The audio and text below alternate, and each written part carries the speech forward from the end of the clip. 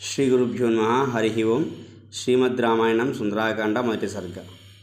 కామరూపిభిరావిష్టం అభీష్టం సపరిచ్ఛదైః యక్షకిన్నర గంధర్వైః దేవకల్పైశ్చ పన్నగైః సతస్య గిరివరస్య తలే నాగవరాయుతే తిష్టన్ కపివరస్తత్ర హ్రదే నాగ ఇవాబభౌ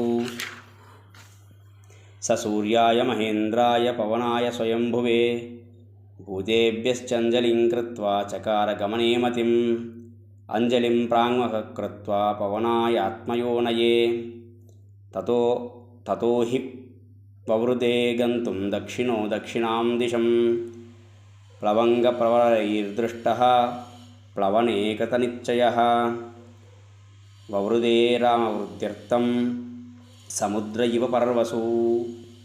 మహేంద్ర పర్వతంపై అనేకులు దేవతా సమానమైనటువంటి యక్షులు, కిన్నరులు, నాగులు తమ తమ ఆయుధాలతో కూడి సంచరించుచుండేది.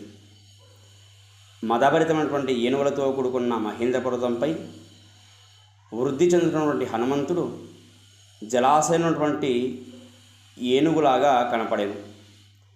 ఆ తర్వాత హనుమంతుడు పూర్వముఖానికి తిరిగి సూర్యుడికి, మహేంద్రుడికి, తన తండ్రి వాయువుకు, బ్రహ్మకు, సమస్త భూతాలకు నమస్కరించి దక్షిణ దిశకు వెళ్ళటకి సిద్ధమయ్యాను. అలా పెరిగిన హనుమంతుణ్ణి చూచి వానరులు అనుకున్నట, రామకార్యార్థం వృద్ధి చెందిన ఈ హనుమంతుడు పౌర్ణమి రోజు వృద్ధి చెందే సముద్రంలాగా ప్రకాశిస్తున్నాడు అని.